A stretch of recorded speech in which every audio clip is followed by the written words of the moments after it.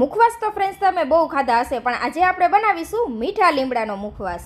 જેને weight loss કરવો છે, ડાયાબિટીસ પેશન્ટ છે તેને તો ખૂબ જ ઉપયોગી થવાનો છે આ મુખવાસ. તો તેના માટે આપણે વરિયાળી લીધી છે, તેમાં સ્વાદ અનુસાર નમક અને થોડી એવી હળદર પાવડર અને 2 ચમચી જેટલું પાણી ઉમેરીને હળદર નમકથી આપણે વરિયાળીને કોટ કરી લેશું.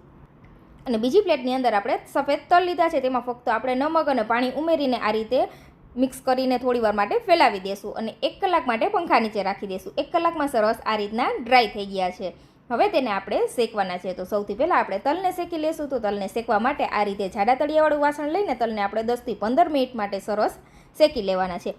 આ રીતે તલ શેકાઈ જાય ને ફરી તે જ પેનની અંદર આપણે વરિયાળી શેકવાની છે. વરિયાળીને પણ ચલાવતા જઈને આ રીતના આપણે શેકી લેશું. પછી બંને વસ્તુને સરસ ઠંડી થવા દઈશું. ત્યાં સુધીમાં આપણે લીધો છે મીઠો લીમડો. મીઠા લીમડાને આપણે ધોઈને સરસ કોરો કરી લીધો છે. પાણીનો ભાગ ન રહે તે વાતનું ધ્યાન રાખવાનું છે. હવે પાંદડી આ રીતે અલગ કરી લેશું અને તેને ઝીણા ઝીણા ટુકડામાં સમારી લેવાની છે. તો આ રીતે સરસ મીઠો લીમડો આપણે સમારી લીધો છે. ફ્રેન્ડ્સ, આ મુખવાસ બજારમાં ખૂબ મોંઘો મળે છે, પણ ઘરે આપણે તેને ખૂબ જ નજીવા ખર્ચમાં તૈયાર કરી શકીએ છીએ. તો ફરી તે જ પેનની અંદર 1 ચમચી ઘી મૂકીને ઘીની અંદર આપણે લીમડો સરસ ક્રિસ્પી થાય ત્યાં સુધી શેકી લેશું. પછી આ રીતે ચાળીને બંને વસ્તુને આપણે એક બાઉલની અંદર ઉમેરી દેશું. તેની સાથે જ આપણે ધાણાદાળ, જે આપણે લીમડો શેકીને રાખેલો તે લીમડો ઉમેરી દેશું ને સરસ મિક્સ કરી દેશું. તો આપણો મુખવાસ બનીને તૈયાર છે.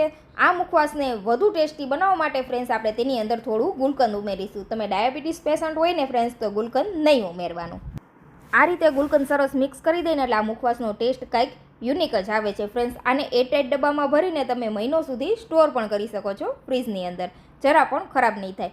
અને જો ગુલકંદ નથી ઉમેરતા તો ફ્રીઝ વગર મહિનો સુધી તમે તેને સ્ટોર કરી શકો છો. તૈયાર છે ગુણકારી એવો ડાયાબિટીસમાં અને વજન ઉતારવામાં પણ ખૂબ ઉપયોગી થઈ શકે તેવો મીઠા લીમડાનો મુખવાસ, જે આપણી સ્કિન ટાઇટ કરશે, વાળ હેલ્ધી બનાવે છે. તો ફ્રેન્ડ્સ, નાના બાળકો માટે પણ ઉત્તમ છે. જમીને 1 ચમચી જરૂરથી રોજે લેવો.